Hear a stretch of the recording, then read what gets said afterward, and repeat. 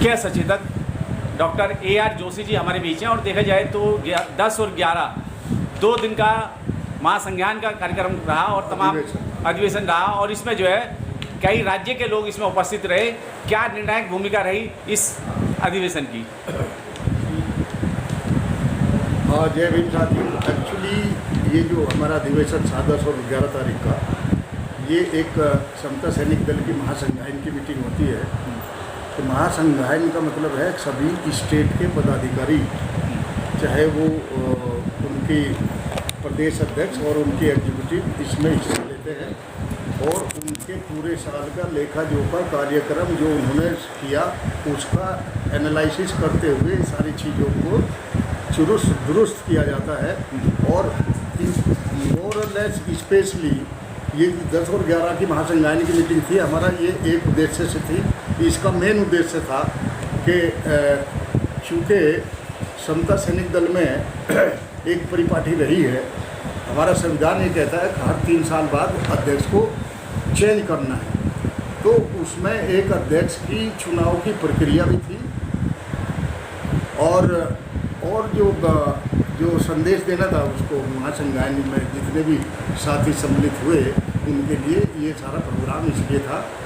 एक हमने राष्ट्रीय अध्यक्ष चुना, 2 उसके जो है वर्किंग अध्यक्ष और कार्यकारी अध्यक्ष जिसे कहेंगे वो रखे। तो हमने अब 3 अध्यक्ष का प्रोविजन समता सैनिक दल में किया है। चूँकि इसका फैलाव को देखते हुए खाली एक अध्यक्ष से काम नहीं चलता कि वो कहीं 25 स्टेट में जाए, या कहीं एक स्टेट में भी नहीं जा पाते लोग। इसलिए हम इसके प्रारूप को बढ़ाते हुए, ताकि एक सही सॉलिड प्रतिबद्धता से एक रिजल्ट आए, जो हमारी जो ऑब्जेक्ट है समाज में काम करने का, उस ऑब्जेक्ट को समाज में होता हुआ भी नज़र आए। हम समाज से इंटरेक्शन करें, जहाँ जब मेन जो हमारा ध्येय है, ऑब्जेक्ट है समता सैनिक दल का, वो ये है कि हम सब लोग यहाँ इसमें जितना भी पूरे भारतवर्ष में कहीं कोई एट्रोसिटीज या दूसरी चीज़ें होती है हमारे शोषित दलित भाइयों पर, और उसकी कहीं सुनवाई नहीं होती, समता सैनिक दल के पदाधिकारी और अधिकारी और हमारे जितने भी कमांडर्स हैं वो उस पीड़ित परिवार से मिलते हैं जा कर के। हाँ, अगर ज़रूरत पड़ी तो वहाँ के गवर्नमेंट एजेंसी से, जैसे DM और SP वगैरह से मिलने के बाद उनको न्याय दिलाने का कार्य किया जाता है। ये तो एक बहुत ही प्रमुखता से जो बाबा साहब के टाइम से चला हुआ आ रहा है, क्योंकि बाबा साहब ने समता सैनिक दल को 1924 में केवल इस ऑब्जेक्ट से बना था कि जो ये उन महामानव का विचार था कि जो इस देश में दलित, पीड़ित, शोषित और जो मार्जिनलाइज और सबसे नीचे जा कर के उस दिशा में बैठा व्यक्ति है, उस पर जो शोषण अत्याचार होते हैं उसकी कहीं सुनवाई नहीं होती। इसी के चलते हुए समता सैनिक दल के बैनर के नीचे बाबा साहब ने, चाहे वो महातालाब की लड़ाई थी, चाहे वो नागपुर कालाराम मंदिर की बात थी, चाहे वो 1925 में ये जो इसको जलाने की बात थी, क्या मनुस्मृति 25 दिसंबर 1927 को, और 25 दिसंबर 1927 में, और जो चाहे वो आपका साइमन कमीशन की बात थी। साइमन कमीशन बहुत से लोग नहीं जानते इस देश में साइमन कमीशन क्यों आया। साइमन कमीशन का मेन ऑब्जेक्ट था, जो गवर्नमेंट ऑफ UK से, यूनाइटेड स्टेट्स से यहाँ उसको भेजा गया था, केवल इसलिए कि जब वो गवर्नमेंट कॉन्फ्रेंस हुई तो उसमें ये पाया गया कि इस देश में बहुत जो लोग, कहना चाहिए एक सीधी भाषा में, गुलामों के भी गुलाम बनाए हुए थे लोगों को, उनके हालात ऐसे थे, उनको ठीक करने के लिए एक साइमन कमीशन आया कि क्या वाकई उस देश में इस तरह का सिस्टम है। और उस साइमन कमीशन को जो प्रेजेंट गवर्नमेंट थी उसने भी उन्होंने विरोध करने का काम किया, लेकिन साइमन कमीशन बाबा साहब से मिलकर जो रिपोर्ट तैयार की, उस रिपोर्ट के चलते हुए हमें सर्टेनली इस समाज को जो है कि व्हाटएवर जो उससे आज़ादी से पहले के बाद था वो हमें मिला। जोशी साहब, जिस सर मुख्य मुद्दे की बात की जाए, जिस तरीके से महासंज्ञान की 2 दिन की जो है सम्मेलन रहा और तमाम प्रदेश के लोग आए, तो जो चुनावी प्रक्रिया हुई, क्या उसके विषय में भी कुछ बताना चाहेंगे हमारे दर्शकों को? इस बार किसको अध्यक्ष बनाया गया? देखिए, इस चुनाव प्रक्रिया थी हमारे पास, हमने इसको बहुत ही लोकतांत्रिक ढंग से और डेमोक्रेटिक वे ये चुनाव किया। हमने पहले ये शर्त रखी कि जो सर्वदेश साथी चुनाव लड़ना चाहते हैं वो अपना बायोडाटा हमने चुनाव अधिकारी को दे दे। एक चुनाव अधिकारी हमने जो है अपॉइंट किए। चुनाव अधिकारी जैसे हमारे श्रद्धेय गुरुचरण जी हैं, जो आज दल के मुख्य वो सचेतक हैं, पहले राष्ट्रीय अध्यक्ष भी रहे, तो उन्होंने सबको बायोडाटा दिया, उन्होंने हमें दिया, हमने उसका एनालिसिस किया, सबने अपनी बातें लिखी कि भाई किस तरह से उन्होंने कार्य किया इस दल में, और उसी आधार पर जितने वरिष्ठ साथी थे कार्यकारिणी के, सब लोगों ने ये निश्चय किया, बैठ करके डिसाइड किया कि 3 हमारे पास कैंडिडेट थे और तीनों को हमें बैलेंस रखना था, और 3 हमने पोस्ट क्रिएट 2 नई पोस्ट क्रिएट की, और हमने नेशनल प्रेसिडेंट अशोक सागर जी और दूसरा जो वर्किंग प्रेसिडेंट हैं बीडी सुजात जी वर्किंग प्रेसिडेंट, और एक कबीरा जी विजेंद्र कबीरा जी, उनको एक वर्किंग प्रेसिडेंट बना, और मोर और लेस उनकी पावर सब बराबर है, वो भी कार्य करेंगे। बाद में वर्किंग कौन कहता है वो भी अध्यक्ष ही कहेंगे। हमने ये समझाया, चूँकि ये आज की वस्तु स्थिति को देखते हुए, दल की हालात को देखते हुए ये करना बहुत ज़रूरी था, चूँकि हमें दल को बढ़ाना है और संगठनात्मक ढांचे को मजबूत करना है, हमें इसमें से किसी को वो नहीं करना। और आज ये भी तय किया गया, जितने भी हमारे घटक दल हैं, चाहे वो NCR में है, चाहे वो एल्सवेयर है, गुजरात में, महाराष्ट्र में है या पंजाब में, हम सबको एक झंडे के नीचे लाने की कोशिश करेंगे। चूँकि समता सैनिक दल बहुत विस्तृत रूप से काम कर रहा है, जैसे नागपुर में है, गुजरात में है, महाराष्ट्र में, इन सबको लाएंगे। हमारे यहाँ उत्तर प्रदेश में भी एक हमारे भाई हैं, उनको भी हम सब इकट्ठा करने की भरपूर कोशिश करेंगे, प्रयास करेंगे। सर, जिस तरीके से देखा जाए समता सैनिक दल के माध्यम से पिछले गत वर्षों से डॉक्टर भीमराव अम्बेडकर जी को श्रद्धासुमन अर्पित करने के लिए 14 अप्रैल में जो है लाखों लोग जो है समता सैनिक दल के माध्यम से अंदर जाके इस कार्य को करते थे। क्या नई संसद के अंदर भी बाबा साहब की प्रतिमा को स्थापित कराने में समता सैनिक दल अहम भूमिका निभाएगा और लाखों लोगों को ले जाने का भी काम कर पाएगा क्या? देखिए, बहुत ही संगीन सा क्वेश्चन है। कारण यह है, हमने जब ये पार्लियामेंट बन रही थी, समता सैनिक दल ने सबसे पहले आवाज़ उठाई थी कि बाबा साहब की जो स्टैचू है, जैसे पुरानी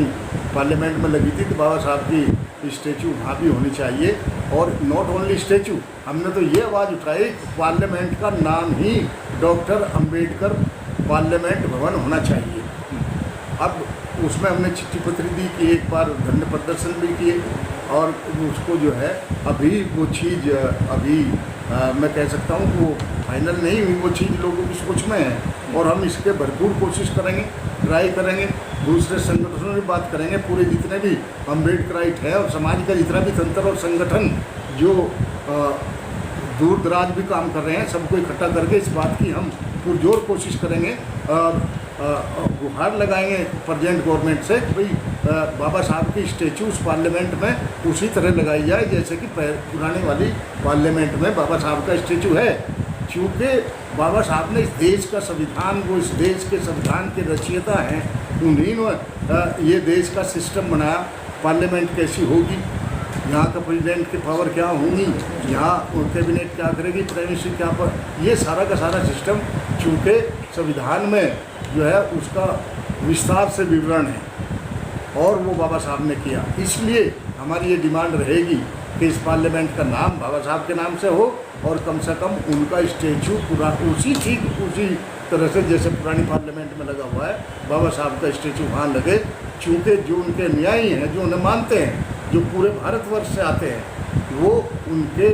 जन्मदिन पर उनको नतमस्तक होकर उनको पुष्पांजलि का कार्य कर सकें। अगर सर समता सैनिक दल के बैनर तले इस मामले को जो है एक जन आंदोलन का रूप दिया जाए, तो समता सैनिक दल इसमें कितनी अहम भूमिका निभाने के लिए तैयार है? समता सैनिक दल का एक एक सैनिक इसमें भूमिका निभाएगा, और बाबा साहब के और उनके लिए और समाज के लिए समता सैनिक दल कभी पीछे नहीं हटता। और समता सैनिक दल का कारण ही ये रहा, उसका ध्येय ये है, बाबा साहब का जो सपनों का समता सैनिक दल था, बाबा साहब ने जो समता सैनिक दल के बैनर के नीचे किया, आज तक भी जो हिस्ट्री इतिहास समता सैनिक दल का रहा, वो आप अगर उसमें इतिहास में जाएं तो देखेंगे कि सर्टेनली उन्होंने ये सारा का सारा जहाँ भी इन पर समाज पर कोई बात हुई, समता सैनिक दल ने अग्रणी भूमिका निभा करके उसको निर्वाह किया। जोशी साहब, जिस तरीके से अभी आपने बताया बाबा साहब की, बार बार आप बात करें बाबा साहब के कामों के किनारे हैं सर, अभी संसद भवन के अंदर संगोल रख दिया गया है और आप कह रहे हैं बाबा साहब की बात करें, बाबा साहब की स्टेचू लगाया जाए, किसी भी संगठन ने बाहर आके उसकी आवाज़ नहीं उठाई, क्या कारण रहा? देखिए, पूरे भारतवर्ष में आज हमें इस चीज़ की पीड़ा है, खुद भी पीड़ा है। पूरे भारतवर्ष में जितने भी कोई भी राजनीतिक दल जिसने इस देश की शोषित, दलित, बैकवर्ड क्लास के ऊपर शासन किया, और कोई भी संगठन जो अपने कहते हैं हम संगठन, बहुत भारी संगठन हम चला रहे हैं, कि भी किसी भी संगठन ने बात नहीं कही। और आपको जान के ये आश्चर्य होगा, समता सैनिक दल फिर भी पहला संगठन था जिसने कहा कि बाबा साहब का नाम से पार्लियामेंट होनी चाहिए और बाबा साहब का स्टेचू लगना चाहिए। ये तो संगोल की बात है। देखिए, ये चूँकि पॉलिटिकल बात है, बहुत पॉलिटिकल, उसमें खाली समता सैनिक दल आवाज़ तो उठा सकता है, बट इतनी भारी लड़ाई के लिए पूरे जितने भी संगठन हैं, राजनीतिक पार्टी हैं, जिन लोगों ने बाबा साहब के नाम से आज तक खाया कमाया और शासन पर आसीन रहे, ये उनका भी फर्ज है कहा करके बाबा साहब का ये जो संगोल स्थापित हुआ, ये इसकी जगह ये वो अपना जो अशोक जो स्तंभ है वो स्थापित होना चाहिए था। चूँकि गवर्नमेंट की मोहर उस पर है, नोट के ऊपर वो है, सरकारी तौर पर हमारा संगोल अशोक स्तंभ है, that should have been established here. तो क्या लगता है सर, जो बाबा साहब ने जो आपको अधिकार दिए थे और बाबा साहब का जो जितना अधिकार आपको मिले, क्या लगता है वो आपके पास बचे हैं? वो सब आप जैसे लोग जो बुद्धिजीवी लोग बाबा साहब बार बार मंचों से जाके कहते हैं संविधान का कुछ नहीं बिगड़ा, संविधान को कोई टच नहीं करेगा, लेकिन सर आज आपके पास संविधान की कोई पावर नहीं है। देखिए सुनिए, ये लोकतंत्र है इस देश में, यहाँ की सरकारें, यहाँ का राजनीतिक तंत्र, समता सैनिक दल, खाली इसमें एक समता सैनिक दल का सिपाही अपनी जान तो झोंक सकता है, लेकिन खाली समता सैनिक दल से ये इतनी लंबी लड़ाई अकेले से नहीं होगी, किसी भी दल से नहीं होगी। मैं कहता हूँ, बहुत से यूपी में बामन मेश्राम जी घूम रहे हैं, उन्हें लोग वो कर रहे हैं, यूपी की 4 बार मुख्यमंत्री रही बहन जी, वो भी हैं, कोई आवाज़ नहीं उठाई, बाबा साहब के नाम से ही रही ना आज तक कोई आवाज़ नहीं है। एक और बहुत से लोग हैं जो केवल बाबा साहब की बात करते हैं। ये संगठन तो एक ऐसा संगठन है जिसको आज तक किसी भी पॉलिटिकल पार्टी ने इस धरती पर सपोर्ट नहीं किया, न तो फाइनेंशियली किया, रादर अपनी ही पार्टी के लोग इसको अपना अपोजिशन मानते रहे। लेकिन फिर भी जो जितनी इसमें ताकत है, हिम्मत है, जितने इसके संसाधन है, उनके अनुसार समता सैनिक दल समाज की आवाज़ उठाता रहा और उठाता रहेगा। चलिए ठीक है, बहुत बहुत धन्यवाद सर।